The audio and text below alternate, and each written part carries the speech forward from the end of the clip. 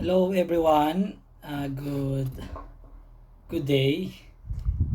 I'm making this video para encouragement na din sa ibang mga kabataan diyan. At hindi lang din siguro sa mga kabataan, even sa mga may nagkakaedad na din, no. So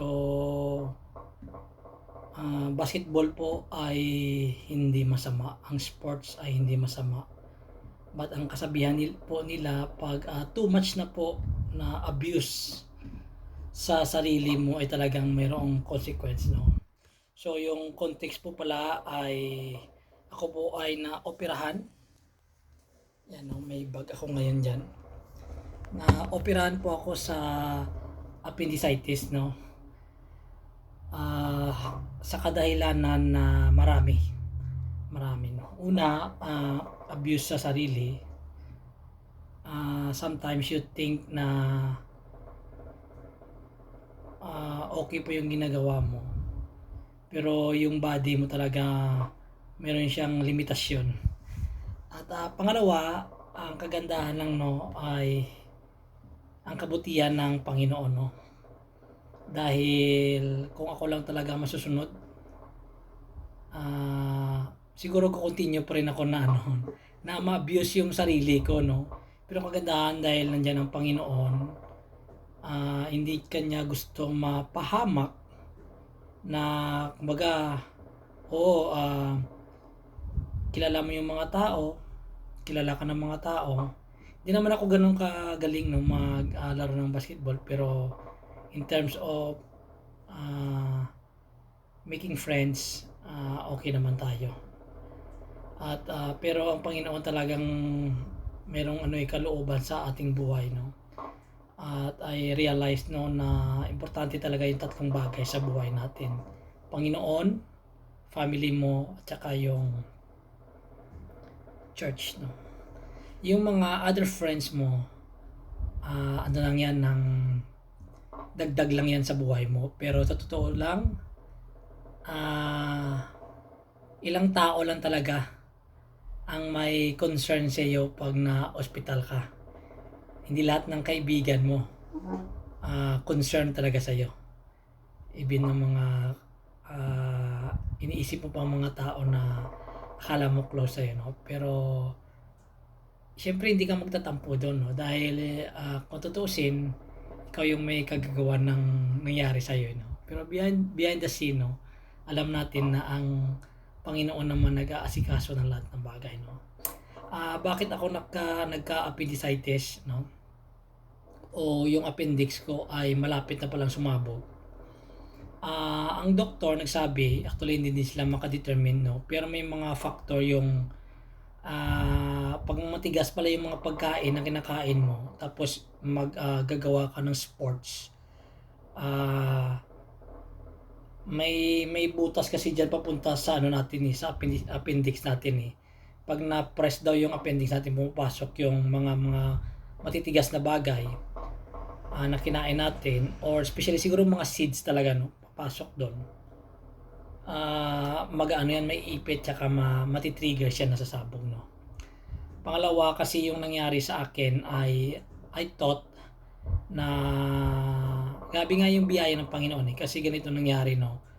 Within 1 week meron na ako ng ramdaman.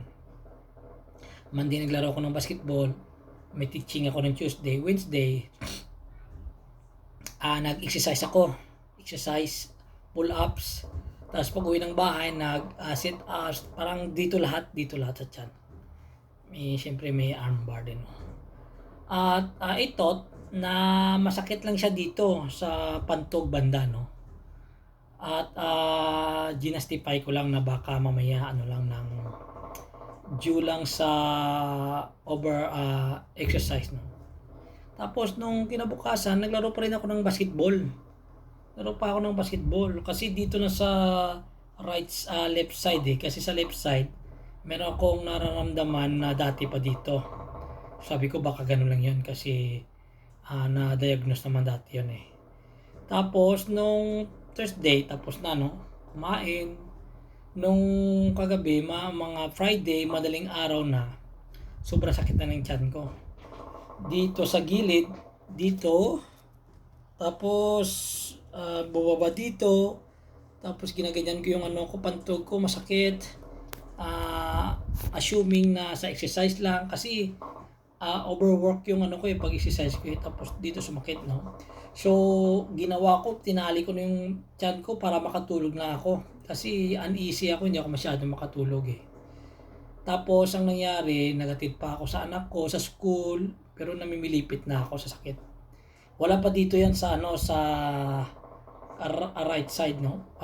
Dito pa lang. Parang akala ko bloated lang, tapos nagtain ako ng 5 times. Okay naman yung poops ko. Kasi usually, pag na-overstress ako, dito yan pumupunta lahat sa ano ko, tapos papahinga ko lang yan. Susuka ako, inom ko naman ng tubig, hindi ako uminom ng gamot, no? Tapos, until such time, nag-search ako sa Facebook, sa Google pala, ng ano yung cause ng appendicitis. Ganyan. Sabi ko, wala pa naman ako, hindi pa naman suka. Until such time, uminom ako ng kape. Kasi sabi ko, para malabas yung toxin, no, sa aking katawan, no. So kinalaunan nagsuka ako. So sabi ko parang sign na to. So tanghali nagsama pa ako sa anak ko, nagkain, tapos umuwi ako ng bahay, natulog ako. Tapos tinali ko na yung ano ko, yung tiyan ko ng kumot. Nakatulog naman ako. Tapos nagsundo pa ako sa anak ko. Sabi ko nga sa anak ko, sabi ko, siyempre hindi niya maintindihan kasi 6 years old pa lang siya. Sabi ko, sana hindi na lang kita inatid. Kasi nung umuwi ng bahay dito, masakit niya yung tiyan ko Pag uwi ng bahay, sabi ko matutulog ako. Pag tulog ko, nagpo-pray na ako along the way. Nagpo-pray na ako, buhat nung nagsakit ng tiyan ko, Lord, give me wisdom.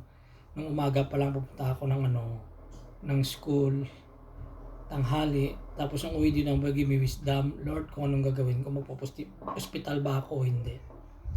So, nung umiga na ako, nakakandara pa na ako, nakaganyan na ako Sabi ko, parang hindi na to, sobrang sakit na to umikot na Umikot na, tapos sa time, ginaganyan ko na yung ano ko dito, masakit na. Tapos ginaganyan ko na yung paa ko. So, sabi ko, mga 3:40. Bangon ako bigla Bangon ako ng bigla, tapos nag-decide ako pumunta ng ospital. Alam nyo, pumunta ako ng ospital, Lord, tulungan mo ako. Ako yung nag-drive ng motor. Pumunta ako sa HMO namin para humingi ako. Kasi pag sa ospital, maraming interview, maraming ano pa. Pag duman ako sa HMO namin, yung health card namin, referral na lang yun. Tapos sabi ng doktor, may kasama ka ba? Sabi ko, Dok, wala nga Sabi niya, magta-tricycle pa nga ako papunta ng emergency. Sabi niya, baka mamaya matay ka. Sabi ko, Lord, tulungan mo ako, makapunta ako ng hospital. So nakapunta ako ng hospital, ang kaganda, ang tindi pa nun. Kasi ang layo pa ng parking lot to emergency. Tapos medyo paakyat pa yung hospital. Pagbababa ko ng tricycle, may bitbit akong box kasi may mga damit doon Ako lang mag-isa, no?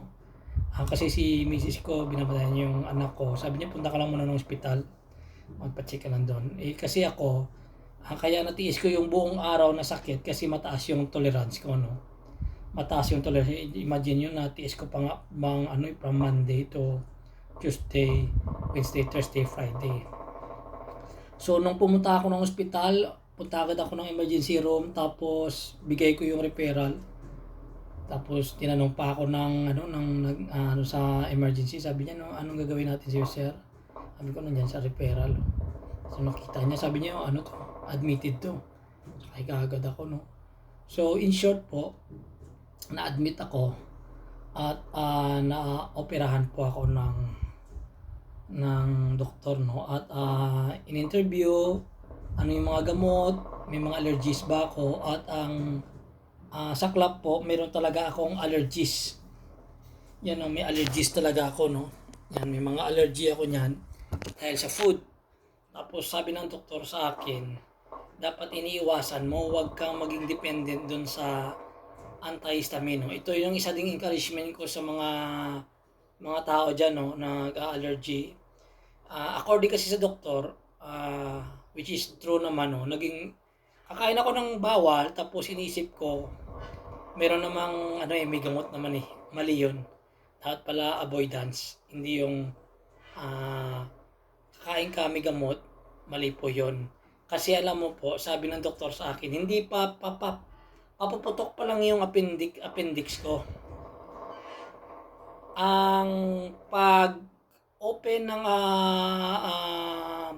appendix ko dito, yung appendicitis ko po ay, I don't know the term 'no, basta appendicitis gano'n, biglang sumabog.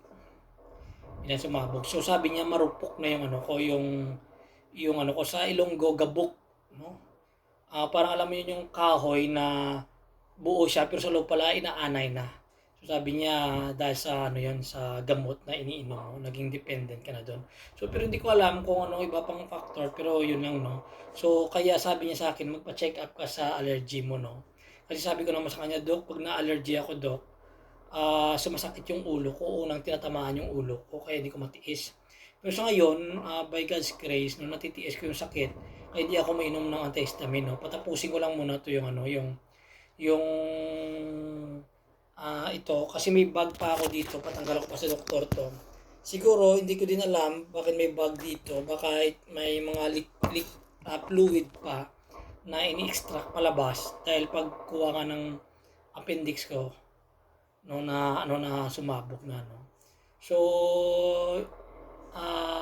yun po yung ano no, yung isang bagay no na na-realize ko sa aking buhay na kahit anong justification mo pa sa life mo, pag ang Panginoon talaga gumalaw, kasi to be honest lang, mahilig talaga ako sa basketball no, sa sports ng basketball no.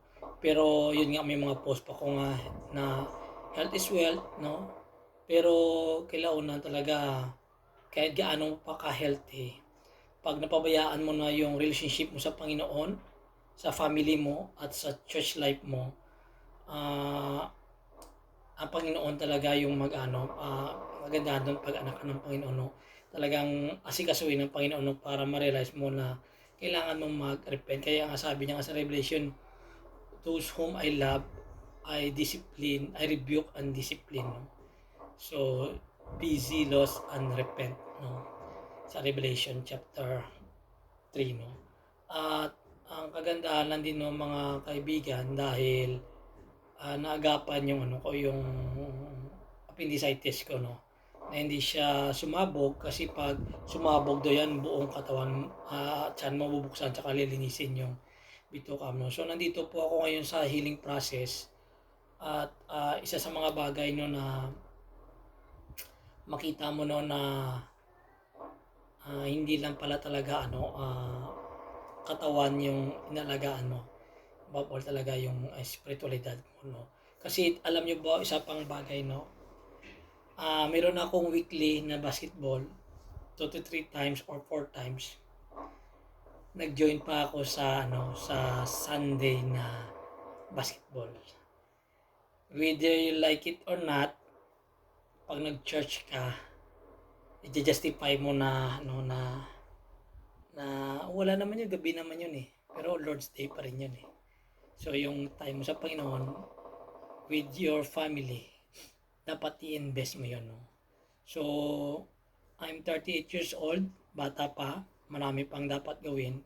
Kaya sa mga kabataan dyan no, ingatan nyo yung sarili nyo, ingatan nyo yung buhay nyo, above all yung relationship nyo sa Panginoon dahil isa lang po yung buhay natin no. So ngayon ay 2 weeks pa lang ako, magto 2 weeks pa lang na healing process no. Mahirap, buti lang may card kami no. So pero yun na yung advice ko no, lahat ng bagay na sobra sa katawan at napabayaan mo na yung spiritualidad mo, ang Panginoon maghahanap ng kaparaanan para maibalik yung tamang pag-iisip no sa buhay mo at sa pamilya mo no. So talagang kailangan ko magpahinga in a sense na kailangan kong mag-reflect sa aking buhay, sa mga bagay na na-waste ko, no. Kung i-justify mo, okay naman eh. Kasi meron akong mga basketball na nagtuturo ako minsan. Yung nakakatawa kasi yung Sunday na inatinan ko na basketball, walang sharing doon. So talagang more on physical na parang sarili mo lang iniisip mo, no. So ay importante talaga yung spiritual life natin, mga kaibigan. Kaya kung ikaw nag-i-struggle dyan ngayon sa mga sakit mo, sa buhay mo, may mga pinagdadaanan ka na problema. Kasi ang isang tatamaan din sa iyo pag nagkaganito ka, yung emotion mo. Hindi ka makalabas, wala ka masyadong mga tao makausap, physically unfit ka dahil sa operation. So parang wala yung nakasanayan mo labas-pasok ka sa bahay, anytime, anywhere, magagawa mo ngayon, limitado na, no. Pero kagandahan naman, no, dahil pag bumalik ka sa Panginoon, Lord, ano yung mga bagay na tinuturo mo sa akin? Ikaw talaga yung masusunod. Especially po, bumalik po ako ng full-time ministry. So talaga yung focus dapat, no, is sa Panginoon, at yung desire at mindset mo, no, ay nasa gawain talaga ng Panginoon. So sana makapag-ikay sa akin to, at next na video may share ako sa inyo sa operation naman, no, na nangyayari sa akin, at ano pong dapat yung gawin ng mga preparation. So maraming salamat, sana makapag-ikay sa inyo nito. Bye bye, may the Lord bless us.